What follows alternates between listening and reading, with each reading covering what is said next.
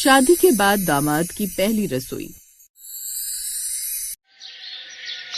ये कहानी है राहुल और प्रभा की। एक शाम राहुल और प्रभा अपने अपने ऑफिस से घर की तरफ आ रहे थे। तभी प्रभा राहुल से कहती है, देखो राहुल, मैं तुम्हें पहले ही कह रही हूँ कि तुम मेरे माँ पिताजी से बात कर लो। कहीं ऐसा ना हो कि मेरी शादी कहीं और हो जाए और तुम बस झुनझुना बजाते रहो।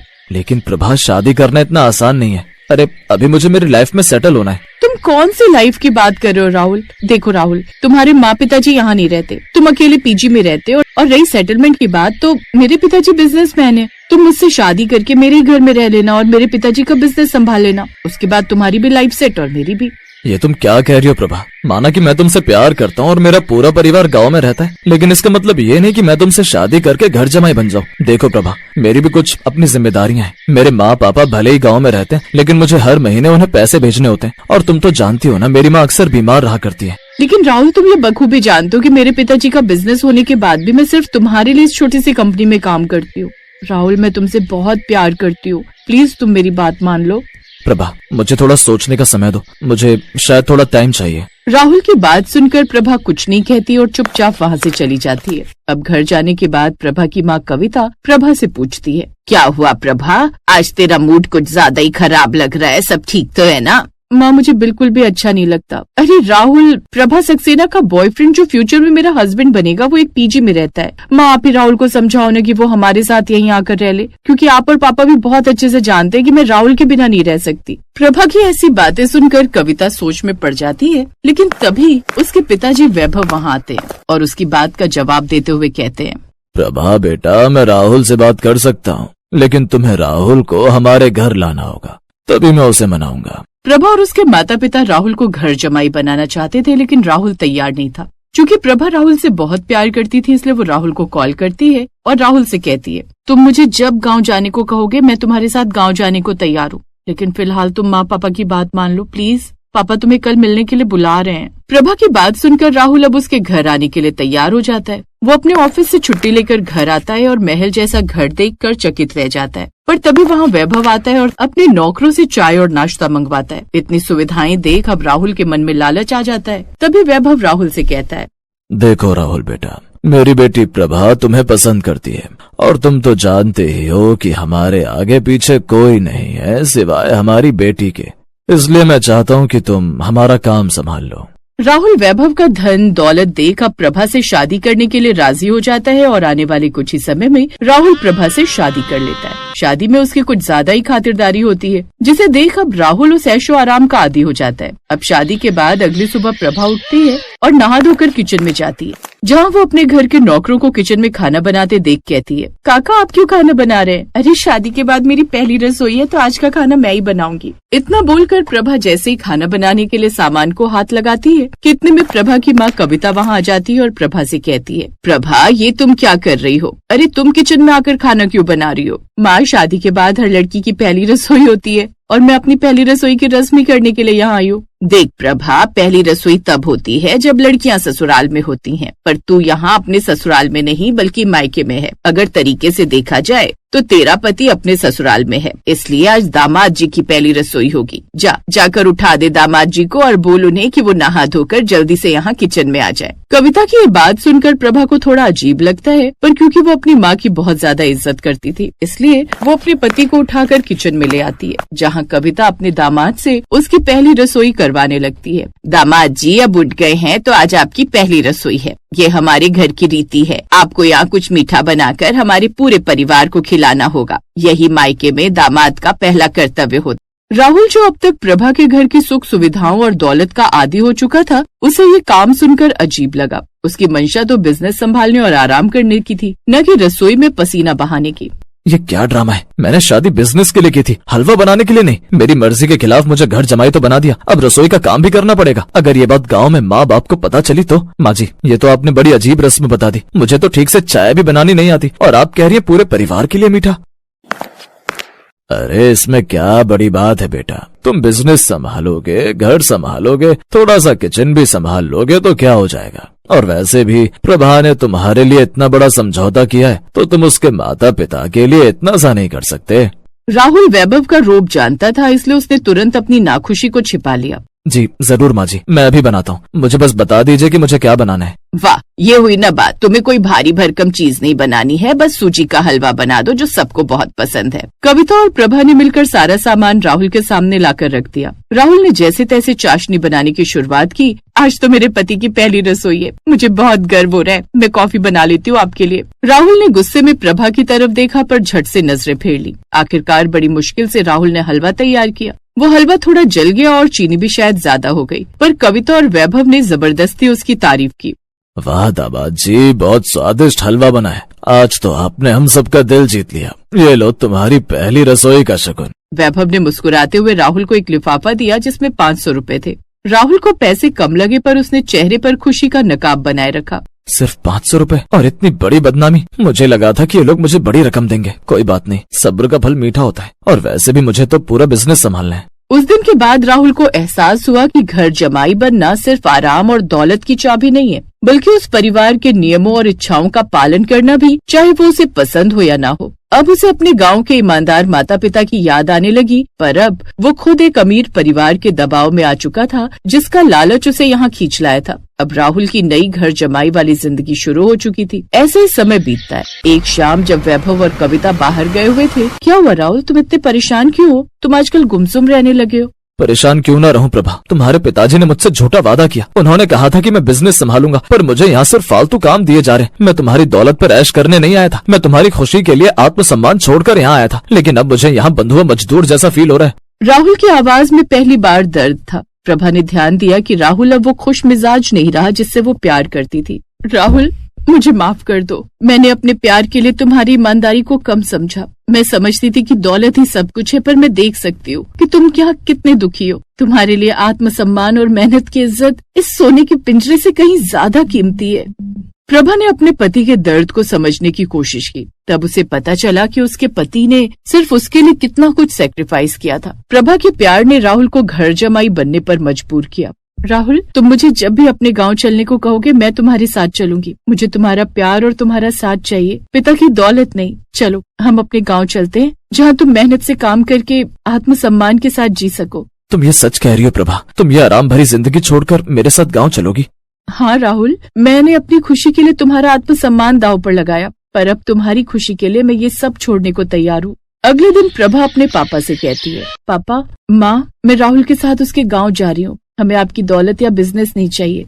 राहुल यहाँ कैदी जैसा महसूस कर रहा है और मैं उसे और परेशान नहीं देख सकती। मैं राहुल के आत्मसम्मान के साथ हूँ। बेटी की ये बात सुनकर वैभव और कविता भी उसे मना नहीं करते और वो दोनों उन्हें इजाजत दे देते हैं। अब राहुल और प्रभा ने गाँव जाने की तैयारी की। राहुल ने आखिरी बार प्रभा की तरफ प्यार और इज्जत से देखा। चलो प्रभा, अब हम असली जिंदगी और सच्चे प्यार की पहली रसोई शुरू करेंगे। राहुल और प्रभा ने शहर की चमक और दौलत को छोड़कर गांव में एक सरल और आत्मसम्मान से भरा जीवन शुरू किया, जहां उनके प्रेम की नींव सिर्फ मेहनत और भरोसे पर टिकी थी।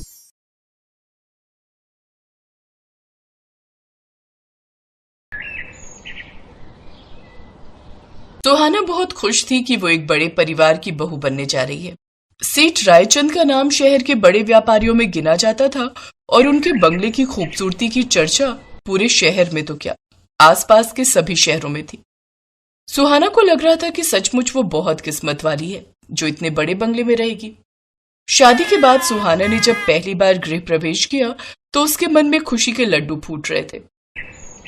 जैसे ही पहली रसोई का समय आया, सुहाना के सपनों पर पानी फिर गया।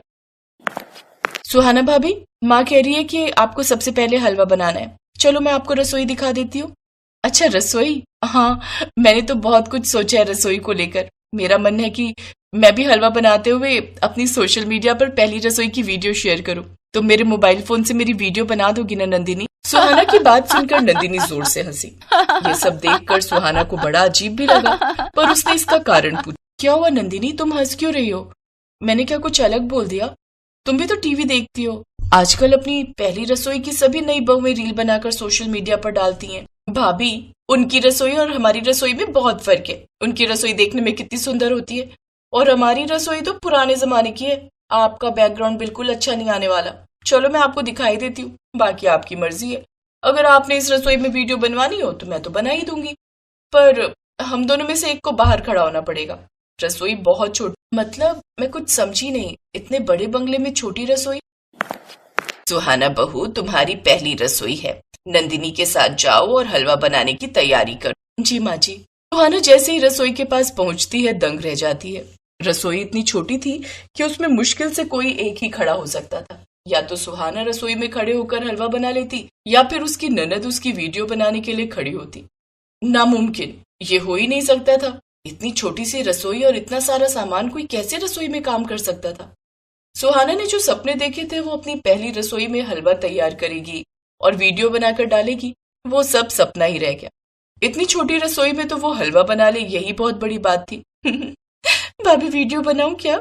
नहीं, रहने दो, बैकग्राउंड भी अच्छा नहीं आएगा और रसोई बहुत छोटी है, किसी को दिखाते हुए भी अच्छा नहीं लगेगा, रहने दो वीडियो। सुहाना का मन उदास हो गया। बड़ी मुश्किल से उसने हलवा बनाया।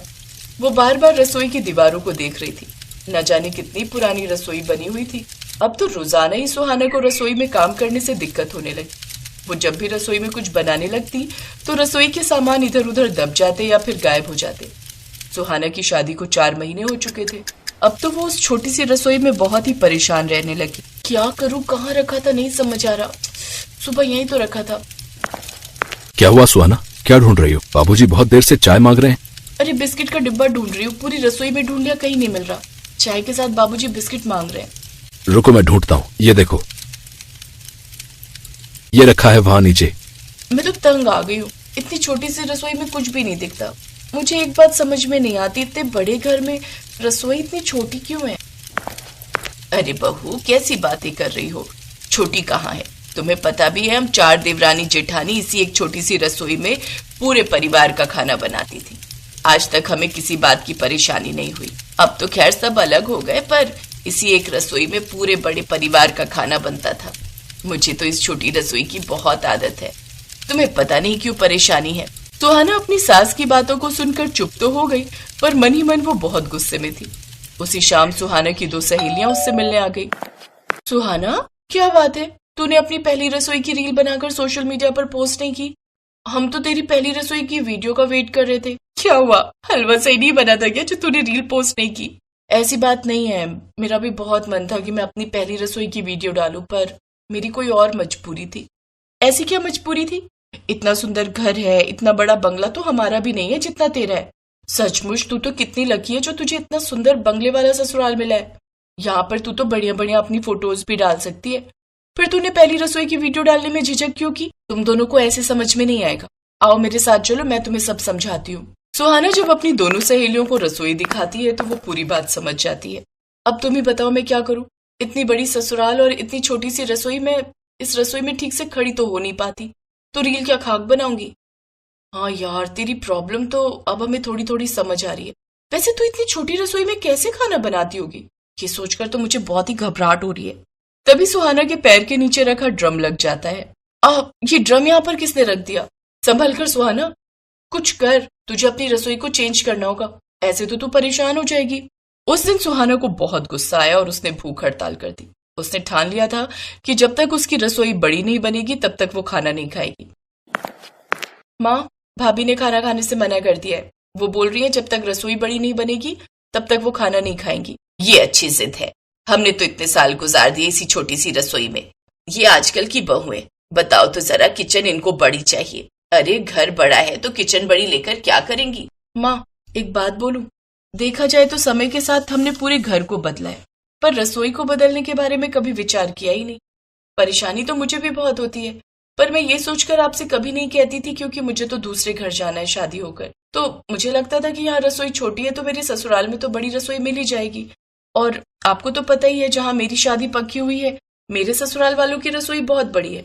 वो क्या कहते हैं, आधुनिक रसोई, मॉड्यूलर किचन बोलते हैं उसे। आजकल बहुत बड़ी बड़ी अच्छी अच्छी तरह की डिजाइन वाली रसोई बन रही है माँ। मेरे ससुराल में भी वैसी बड़ी आधुनिक रसोई है। माँ, अब अपनी छोटी रसोई को बड़ा कर लो भाभी के लिए। सावित्री नंदिनी की बातों को ध्यान से सुन रही थी। कुछ देर बाद उसने अनिल को बुलाया। अनिल बेटा, जरा पता तो कर, आधुनिक बड़ी रसोई बनाने में कितना खर्च आएगा? बड़ी आधुनिक रसोई मतलब हम अपने घर की रसोई बड़ी करने वाले माँ? हाँ अनिल बेटा, मैं भी तुम्हारी माँ की बातों से सहमत हूँ।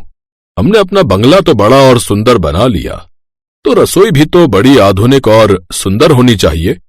नंदिनी बेटा, जो तुम्हारी ससुराल की रसोई है ना, वो बहुत बढ़िया है। मैं सोच रहा हूँ तुम्हारे ससुर जी से बात करके वैसे ही रसोई अपनी भी बनवा लेते हैं। ठीक है बाबूजी, मैं अभी भाभी को बताती हूँ। ये सब सुनकर वो बहुत खुश हो जाएंगी। सुबह से कुछ नहीं खाया उन्होंने, गुस्से में मुंह फुलाए बैठी हैं। नंदिनी सुहाना को घर में नई रसोई बनने की बात बताती है, जिसे सुनकर सुहाना बहुत खुश होती है। कुछ समय बाद सुहाना के बड़े ससुराल में बड़ी रसोई बनकर तैयार हो जाती है। हमेशा से ही सुहाना अपनी रसोई के बारे में सोचती थी कि उसकी रसोई बहुत बड़ी होगी, और आज बिल्कुल वैसा ही हुआ था जैसा उसने सोचा था। एक बड़ी रसोई का सपना जो सच हो गया था। Thanks for watching.